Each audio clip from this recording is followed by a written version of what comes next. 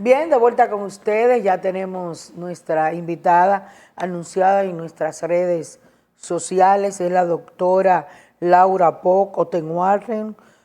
Vamos a hablar de salud mental y sobre todo de la esquizofrenia, que ya lo hemos tratado en este programa, pero hoy nos visita la doctora muy conocida Poc, que trabaja en un centro muy importante, diríamos que prácticamente a nivel mundial, este centro, porque tiene conexiones con todas partes del mundo. Buenas noches, Laura, ¿cómo Buenas estás? noches. Muy bien, gracias por recibirme, doña Bélgica. Qué bueno conocerte. Ya Luis Flores me dijo que te conocía y que Sí, era sí, muy querido. muy buena exponente. Dije, pero sí, vamos a La conversar. docencia ayuda con eso. La docencia, eres docente. Ahora ¿Dónde mismo no, das? pero sí fui por muchos años. ¿Te cansaste? Sí. Eso no es fácil, dar No, clase. y que uno Hay que tener una tiene, vocación muy grande. que también uno tiene que pensar en primero nutrir su hogar antes de nutrir a los demás. Y cuando uno tiene hijos, hay que poner las Después que prioridades. te casaste. Pero ahora trabajas en un centro muy importante, Sí, yo estoy en la clínica Doctor Bonilla, en La Bonilla. aquí en Santiago, sí. Pero también no está aquí en Los Jardines, con un centro que hay ahí muy moderno. Con Oguis, tú. Sí, con Oguis, que estuvo aquí. Somos muy afines, como Oguis trabaja la parte de adicciones. De adicciones, sí, él estuvo aquí. Cuando me recibo ese tipo de pacientes, se los refiero a él porque yo trabajo. ¿Tienen conexión? Sí, sí, tenemos y muy buena relación personal también. Eso es muy importante. Que eso es muy importante. Mira, esta semana que no ha pasado y ha sido muy triste para todo el mundo, sobre todo que uno conocía a los familiares de la víctima y el victimario, porque el victimario es una persona de 30 años, nieto de mi gran amiga Socorro Castellanos, que ya no está entre nosotros, y la víctima es la esposa del hijo mayor de Hipólito Mejía. Hermana de la esposa. Sí, hermana, hay mucha tristeza. Cuando ocurre un hecho de esta naturaleza, la gente emprende contra el victimario, porque a veces no sabe qué ha ocurrido. Vamos a hablar primero de la esquizofrenia. ¿Qué es? Mira, la esquizofrenia es una enfermedad mental que está dentro de las enfermedades mentales graves. Es una enfermedad mental que se identifica porque la persona quien lo padece, que usualmente tiene un inicio desde los 17 a los 21 años, ahora mismo estamos viendo apariciones más tempranas por el uso de marihuana, como se ha popularizado mucho el uso de marihuana entre los adolescentes. La marihuana es una droga que puede ser como la llave en una persona que ya tenga la predisposición. Entonces, por eso estamos viendo cada vez más casos jóvenes. Yo trabajo específicamente con niños y adolescentes y por eso manejo mucho esta información. Por el otro lado, la esquizofrenia se identifica porque esta persona va a tener alucinaciones, tanto auditivas, o sea, va a oír voces que le hablan, como alucinaciones visuales. Y tiene una falta de contacto con la realidad del mundo que los rodea. Entonces, muchas veces lo que pasa es que estas personas piensan que alguien los está persiguiendo, que les va a hacer daño, o tienen una realidad totalmente distorsionada que no se corresponde con la realidad que vemos el resto. Y eso hace que esta persona pues no esté consciente de muchas de las acciones que realiza. En este caso, aunque tú no conoces la historia de cerca, ¿qué pudo haber ocurrido en ese muchacho que había debutado con esquizofrenia hace 10 años? Sí, realmente si uno no ve a un paciente, lo ético es que uno no haga un diagnóstico. Sin embargo, en el día de hoy, los abogados de la defensa comunicaron que había un diagnóstico previo de esquizofrenia paranoide. Entonces, ¿qué significa esto? Este tipo de esquizofrenia es una esquizofrenia en la que usualmente los delirios se especifican en que piensan que le van a hacer daño, que los están persiguiendo y todo ese tipo de cosas. Entonces, ¿qué puede haber pasado? ¿Qué pasa para que un paciente actúe de una manera violenta? Pues usualmente ese paciente está teniendo un brote psicótico, la psicosis se presenta, principalmente la esquizofrenia, o sea, un esquizofrénico siempre va a tener episodios psicóticos porque por eso se identifica la esquizofrenia. Sin embargo, no todos los episodios psicóticos se corresponden a la esquizofrenia.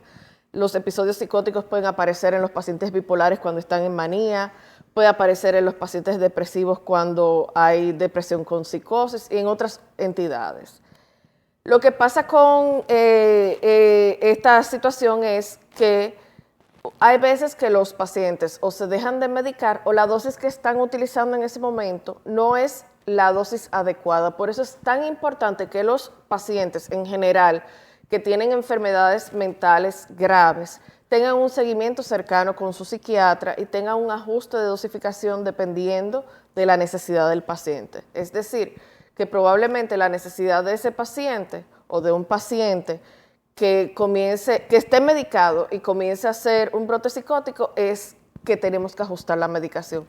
O lo que pasa muchas veces, que los pacientes se sienten bien y abandonan la medicación. En este caso no puedo concretamente decir qué pasó, pero son las cosas que usualmente pasan. Algo que para mí es súper importante aclarar, y es que usualmente los pacientes esquizofrénicos o psicóticos no son agresivos. La agresividad se puede dar más bien porque el paciente se siente acorralado o se siente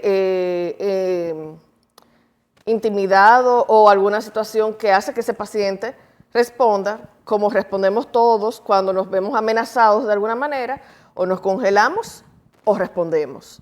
Entonces, usualmente los pacientes con esquizofrenia, que es la psicosis más común, son los pacientes que vemos en la calle, sucios, en condiciones deplorables, cuando no tienen una familia, cuando no tienen un soporte. Entonces son pacientes que más bien están en una situación de vulnerabilidad más que ser agresivos. Realmente yo creo que hay muy pocos casos y cuando hay casos obviamente es algo tan chocante que arropa mucho lo que es las noticias, pero no es algo que pasa de manera común. La mayoría de los pacientes psiquiátricos graves o con esquizofrenia en específico, si llevan su tratamiento, pueden realizar una vida completamente funcional. Son personas que trabajan, que estudian, que tienen familia y que viven su vida medicados normal. Como el que tiene hipertensión, que Claro. se medica siempre. Doctora, tengo unas cuantas inquietudes. Claro. La primera es si a través de la ciencia se ha podido detectar de que la esquizofrenia se puede adquirir de forma congénita o por alguna circunstancia de la vida, en un momento dado que haya pasado un episodio, y si tiene curación. Usualmente la esquizofrenia en sí, la enfermedad, tiene un componente genético. Y a cierta edad, ese componente genético, vamos a decir, que se abre, que se sale al aire. Por eso usualmente las primeras crisis, los primeros episodios en esquizofrenia, el debut es de 17 a 21 años, principalmente en los hombres. En las mujeres puede ocurrir un poquito antes porque se vincula mucho con el periodo menstrual. Usualmente cuando es algo que ocurre una vez y no vuelve a ocurrir, estamos hablando de un episodio psicótico, no de esquizofrenia. La esquizofrenia requiere una repetición y un tiempo sostenido. Entonces, son dos cosas diferentes. Por eso decía que no todos los episodios psicóticos son esquizofrenia, sin embargo, en la esquizofrenia siempre hay episodios psicóticos. Psicótico, ¿qué es eso? Es ese episodio en donde hay esa alucinación, esa pérdida de contacto con la realidad. Y por último, si se cura, no, es un trastorno mental grave, es uno de los trastornos mentales graves y sí se controla con medicación, pero curación todavía no tenemos. Doctora Pau, usted es psicóloga. Psiquiatra. Psiquiatra, por eso Doctora. es doctorado. Perfecto, muy bien. Psiquiatra. La parte que tiene que ver con la esquematización o conceptualización de la esquizofrenia como trastorno clínico, ¿no? O psiquiátrico. ¿A partir de qué tiempo de la humanidad se detecta esto y se conceptualiza como un trastorno, como una enfermedad? Bueno, realmente la esquizofrenia ha sido una de las primeras enfermedades mentales descritas.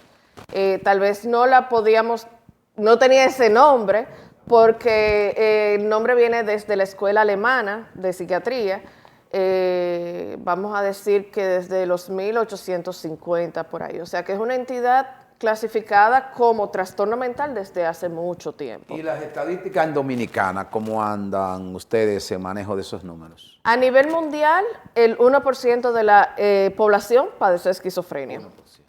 Sí. Es muy bajo. Sí, es bajo, es bajo. Menos mal. Y una persona que tiene esquizofrenia, porque he visto que lo internan en lugares psiquiátricos, pero los padres, a veces es muy penoso, los padres prefieren mantenerlos en sus hogares. Para eso tiene que haber un cuidado permanente, porque me dicen que los medicamentos son terribles, o sea que a veces no lo pueden, no lo soportan y lo botan, lo esconden. No, es más bien... No, hacen creer que se lo tomaron. Entonces, ¿eso no es peligroso para el que vive en esa casa? No, realmente no. Eso tiene que ver mucho con la adherencia del paciente a la medicación y la conciencia de enfermedad que se trabaja en terapia. Realmente en nuestro sistema de salud a nivel mundial se ha hecho lo que es la desmanicomización, es decir, esos manicomios en donde la gente antes vivía de manera permanente cuando tenía un diagnóstico de una enfermedad psiquiátrica no existen ya. Las intervenciones a nivel de internación son a corto plazo. Se interna al paciente, mientras tiene una crisis aguda, se estabiliza y se manda a su casa. Un paciente bien medicado no tiene por qué tener ningún tipo de riesgo. Eso es algo incluso inhumano, porque un paciente que está bien medicado va a poder hacer una vida normal, entonces ¿por qué va a estar institucionalizado? Sin embargo, lo que tú dices sobre la medicación, no es que la medicación sea fuerte ni nada por el estilo, porque eso es como que yo diga, ay, la medicación del asma que yo uso es fuerte, ¿no? Yo la necesito. Tiene efectos adversos, como toda la medicación, como una aspirina que uno se tome. Sin embargo, los pacientes tienden a sentirse bien y abandonan la medicación porque dicen, yo no la necesito. Entonces, por eso es tan importante trabajar de mano con el terapeuta para trabajar lo que es la conciencia de enfermedad y el apego al tratamiento. Muchas veces los pacientes necesitan ayuda en la supervisación de tomarse la medicación y cuando son pacientes que no tienen un buen apego, entonces tenemos otros formatos que no necesariamente tienen que ser pastillas bebidas, sino inyectables u otro tipo de tratamientos que pueden ser una opción para esos pacientes que no tienen un buen apego a la medicación. Pero realmente eso de la institucionalización no es algo que se usa hoy en día porque realmente los estados en los que estaban los pacientes en ese tipo de instituciones eran muy deplorables. Sin embargo, y ahí me voy a ir un poquito a la parte legal, en nuestro país tenemos una deficiencia con respecto a todo lo que tiene que ver con salud mental, y es que no tenemos un sistema carcelario específico para pacientes mentales, que eso sí existe fuera. Incluso donde yo me formé en Argentina, en un momento me tocó rotar por una zona hospitalaria que estaba vinculado a un centro carcelario. Sí. Entonces, eso es algo muy importante porque estos pacientes no se van a desenvolver de una manera normal en un sistema carcelario normal.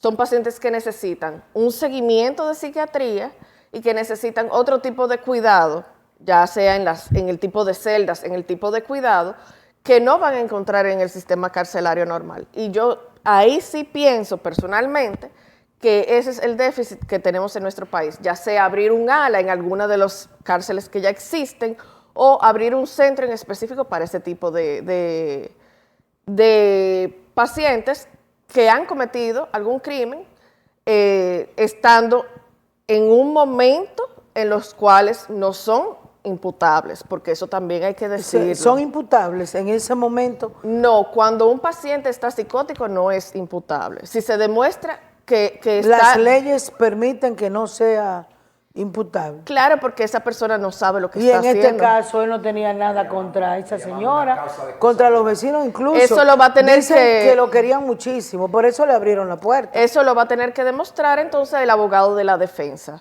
Si él demuestra que el paciente en ese momento estaba en un episodio psicótico, no es imputable. Si no lo puede demostrar, entonces va a cumplir con todas las de la ley. Ahora bien, que no sea imputable no significa que no tenga que cumplir una condena. Lo que causa la diferencia ahí es en dónde va a cumplir la condena.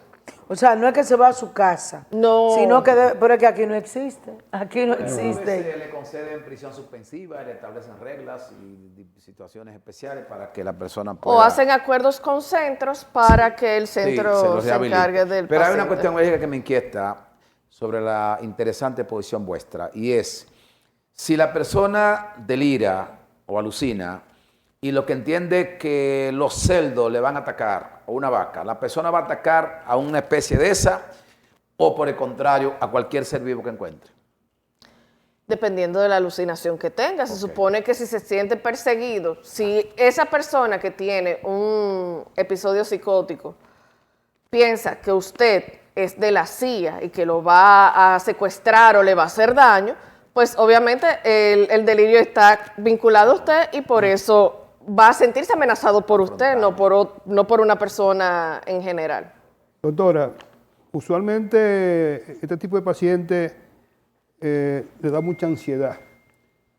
En un estado esquizofrénico, esa persona puede sentir alegría dentro de su estado. Puede sentir euforia, porque como que estamos mezclando cosas que no tienen que ver una con la otra. La ansiedad, el trastorno de ansiedad es una entidad totalmente diferente y ahí no hay pérdida del contacto con la realidad. Es una entidad totalmente diferente. Y la alegría es una emoción que se puede sentir en cualquier momento. O sea, no tiene que ver con tu estado general. Es una persona con cualquier enfermedad puede sentir alegría en cualquier Ahora, momento. doctora, lo que yo siento es que una persona depresiva, ¿verdad? Como a usted le pueden poner una música muy buena y no le Bueno, llega. porque justamente, acuérdese que es la depresión. Sí, sí. Es la pérdida del estado del ánimo en donde hay un disfrute de las cosas, hay una anedonia, entonces una pérdida del disfrute de las cosas que usualmente uno disfruta. Entonces, ahí no puede haber disfrute porque es justamente lo que describe la enfermedad, si no, no tendría depresión. Y una enfermedad como esta, ya usted dice que no tiene solución más que medicado, pero no podría existir una dinámica social en donde esa persona comienza a vivir otro mundo que el mundo que hasta ese momento le había tocado vivir. ¿Cómo así?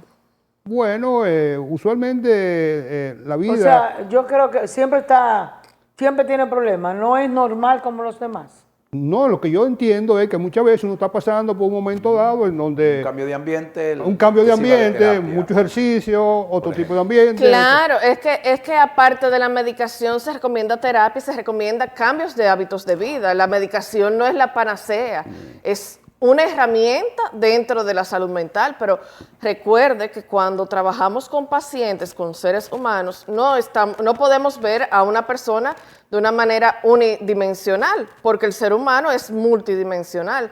Entonces, no solamente vamos a tener un paciente que va a tener un seguimiento de psiquiatría, sino también de psicología, que va a tener un seguimiento de nutrición, porque la medicación puede subirle de peso, que va a tener un seguimiento de endocrinología, de cardiología, de oftalmología, igual que todo el mundo. O sea, es un ser humano que va a ser, igual que usted y que yo, que tenemos que hacer ejercicio, que tenemos que cuidar lo que comemos, porque eso nos va a beneficiar a nuestra salud. Y mientras más calidad de vida tengamos, pues mejor vamos a poder llevar cualquier situación que se nos presente. Y otra vivencia que yo tuve, para ver si usted me la analiza.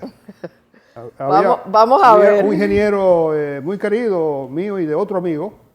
Él le confesó a un abogado de que tanto yo como el otro amigo lo querían matar. Claro. Entonces, cuando yo me entero, voy con el amigo, nos aparecemos ya a las 8 de la noche. Está sentado y cuando él nos vio, Aquí vienen. como que se asustó. Ah, Y le preguntamos, oye, fulano, y es verdad que te estoy diciendo esto porque a nosotros un abogado se nos acercó y él como que reaccionó muy contrario, ¿verdad? A lo que uno se imaginaba, ¿verdad? Porque con esa actitud de él, de que nosotros lo queríamos matar, cuando siempre lo que le hacíamos era bien, y entonces nos aparecemos ya en la noche y tuvo ese tipo Pero de era actitud. Creo que no fue Esquizofrénico. prudente eso de aparecerse así de repente. Claro que no. Bueno, nosotros fuimos también protegidos un poquito porque sabíamos que estábamos expuestos, pero ese tipo de noticias que siga corriendo, bueno, pues uno era permisible de que si a ese señor le pasara algo, bueno, pues lo primero que nos iba a buscar a nosotros y queríamos cortar eso ahí. Sí, Pero ahí mismo voy a intervenir. Ellos pueden avisar a una persona. No, eso no es espontáneo, como rápido. Que lo no, hacen. usualmente una O ya han persona... tenido episodios de que van a matar fulano. No, bueno, no necesariamente a matar a alguien, pero la psicosis no pasa de un día al otro, sino que el paciente se va desestabilizando gradualmente. Claro, si el paciente sabe manejarse, puede esconder esa desestabilización. Incluso hay pacientes que ya se conocen tan bien que le avisan a los familiares o al mismo médico, mira, yo no me estoy sintiendo bien, hay que reorganizar la medicación. O sea, por eso es tan importante la parte de la terapia, que a mí me dicen, pero tú eres psiquiatra porque tú hablas tanto de la terapia, porque es muy importante, es una herramienta muy importante y que a mí me facilita mi trabajo cuando el paciente la hace. Porque ese paciente que ha ido a terapia, que se conoce, que ya sabe cuáles son los primeros síntomas de un episodio psicótico, desde que comienza a tener esos síntomas los va a poder identificar y va a poder avisar, hay que ajustar la medicación, me tienen que llevar a donde mi psiquiatra. Y eso es muy facilitador del trabajo de uno. Recientemente, o no tan reciente, hace algunos meses, una militar degolló a su hijita. ¿De qué forma? Eso acá, algo monstruoso y no tiene ni explicación. Y después se dijo que ella tenía episodios de esquizofrenia. Pero no sé, como que no se siguió el caso, pero no como científicamente. Y ella está presa y ya la gente está diciendo, pero a este porque es riquito, vive en Naco, lo ponen en un hospital. Eso es pero trabajo a esta está en una cárcel. Ese es el trabajo de su abogado defensor. Su abogado defensor es quien tiene que crear toda la plataforma para que se haga la evaluación y se determine si ella es imputable o no. Si no es imputable, pues le toca.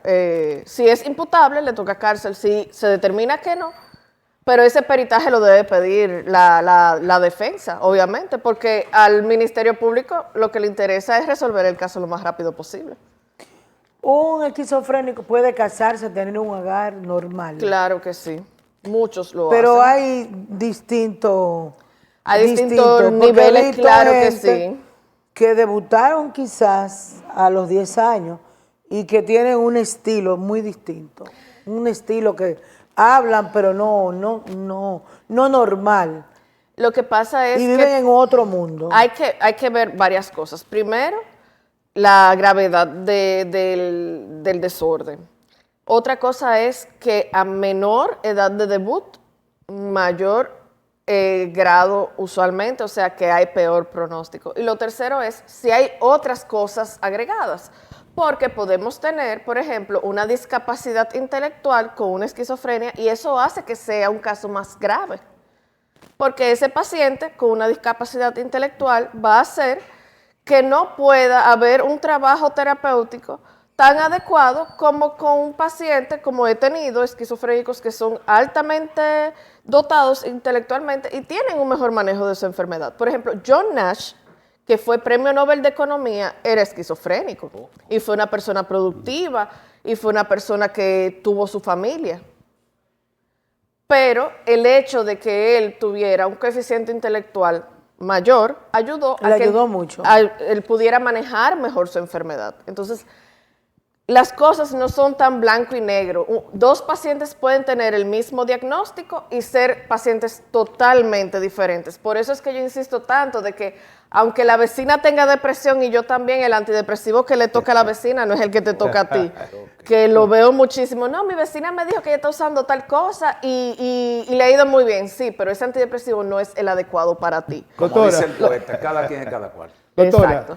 yo quisiera hacer una pregunta, que eso viene desde cientos de años, sobre todo en los campos dominicanos.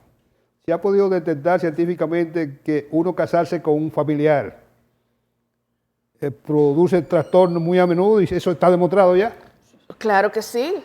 No solamente trastornos psiquiátricos, sino también congénitos a nivel orgánico. ¿Por qué? Porque hay una repetición de genes recesivos. Entonces, muchas enfermedades que son recesivas, que no son dominantes, cuando hay dos genes recesivos salen a flote. Y por eso es que hay tantas situaciones de salud en general cuando hay consanguinidad. Por eso es que el incesto no es algo bien visto. Allá hay dos pueblos en los que se ha practicado eso y los resultados están ahí. Un pueblo por el Cupey por ahí y otro pueblo por ahí abajo, por Luperón, que hay familias vinculadas consanguíneamente. Aquí en muchas partes del país pasa eso y por eso uno muchas veces le pregunta a la familia, tú eres tal apellido, ¿de dónde? Tienen dos apellidos. Sí. O sea, el mismo apellido dos veces. No, y a veces no. A veces ya como las otras generaciones han sido más o no son primos con el mismo apellido, pero se da mucho eso de casarse familiar con familiar. Entonces, eso sí genera más riesgo de que hayan enfermedades de todos los tipos. Cuando hay ese tipo de vínculo matrimonial o de pareja, es bueno hacer una asesoría genética para asegurarse de que no haya una enfermedad genética que pueda aparecer en los hijos futuros. Pero qué interesante. Por último, no sé si tú tienes... entonces, los medicamentos de hoy en día son más científicamente hablando, son más efectivos, son más modernos, claro, más económicos o la economía no. Porque no les voy a prometer que eso. Que son muy costosos y si los seguros lo cubren. Algunos medicamentos sí, algunos no. Principalmente los más nuevos, los seguros no lo cubren por el costo. También eso depende del seguro que tenga cada quien, porque claro, a mejor cobertura de seguro, más cobertura vas a tener en los medicamentos, pero realmente los medicamentos modernos, y cada vez tenemos medicamentos más modernos y más específicos, son medicamentos que no solamente se dirigen hacia los síntomas negativos, los que tienen que ver con los delirios y las alucinaciones, sino también con el estado de ánimo aplanado que usualmente tiene ese tipo de paciente. Entonces, son medicamentos que hacen que la reinserción del paciente a nivel social sea más efectiva. Entonces, por eso son medicamentos que obviamente son más modernos, van a receptores cerebrales más específicos y que tienen menos efectos adversos. Porque, por ejemplo, los medicamentos viejos hacían que los pacientes tuvieran muchos, lo que llamamos síndrome extrapiramidal, que hacía que el paciente temblara mucho o tuviera rigidez en las manos y en el movimiento, y eso ya no se ve tan a menudo con los medicamentos modernos. Pero qué interesante. Por último, ¿ya tú tienes eso? Lo que me gustaría es que cuando usted haga la última pregunta, la doctora se mercadee con su teléfono. No, porque ya terminamos. Vamos a tener que, si ella dispone de tiempo para otros casos, porque la verdad es que conecta muy bien. Enorme. Muy interesante. Gracias, doctora. Gracias. Por último, como dice querido, ¿cuál es la recomendación? La gente que debuta o que no lo sabe, que es... Mire, usualmente para cualquier enfermedad mental, vaya a su psiquiatra, déjese de estar inventando, buscando soluciones en donde no va a encontrarlas. El psiquiatra es un médico del cerebro, igual que cualquier otro médico. No somos brujos ni nada por el estilo, ni vamos a hacerle daño a nadie. Al revés, queremos que los pacientes estén bien y que las familias tengan a sus pacientes bien para que mejore la calidad de vida, porque un paciente que está estable va a mejorar la calidad de vida de todo quien le rodea. Entonces, básicamente es eso. Usted tiene una situación de salud mental, así mismo como usted va al cardiólogo cuando tiene problemas del corazón o va al ginecólogo, nosotras mujeres que vamos anual, así mismo uno va al psiquiatra. Y si a uno no le corresponde medicarse, que yo sé que la gente le tiene un poquito de miedo, pero no hay nada que temer con respecto a la medicación psiquiátrica, pues, por ejemplo, a mí me ha tocado mucha gente que viene a donde mí y yo le digo, no, tú no eres de medicar, te voy a referir a donde un terapeuta para que trabajes eso. Muy interesante. Entonces, eso es básicamente. La psiquiatría es una especialidad dentro de la medicina, igual que cualquier otra, y los pacientes, las personas que tienen situaciones de salud mental, situaciones conductuales, pues deben de buscar la ayuda del psiquiatra para estar bien. Muchas gracias. ¿Dónde está usted ubicada, doctora? Yo estoy en la clínica Laura Doctor Bonilla, en el segundo piso, la suite 208, Y en las redes sociales estoy en Facebook, Instagram, Twitter, antes En X. todo, ¿verdad? En todas. Está moderna Sí. la doctora Laura Pou. O tengo Como @DRA Laurita O, doctora Laurita O. O Ten Walder. No sé si lo pronuncio bien porque tengo varios amigos con este apellido. Sí, yo tengo un deportista El santiaguense doctor con ese Manuel, apellido que pronuncia. Ottenbalder es Me daba realmente complicaciones. la pronunciación correcta porque en alemán la W se pronuncia como ¿Es V. alemán ese apellido? Sí. Vi un líder deportivo de aquí en Santiago, Tehuahua. También amigo Fue mío. amigo mío. Y el doctor Manuel. Manuel, sí, es mi primo, muy Sí, querido. Muy, pues bueno, es como si fuéramos familia, porque su tía me decía que era mi tía también. Ah, bueno. Sí, muchas gracias. No, gracias a ustedes por la óyeme, invitación. Muy interesante. Una conferencia muy, sin muy- desperdicio. Sí. Gracias, gracias. Gracias. Hacemos una pausa y volvemos. Feliz fin de semana, doctor. Gracias.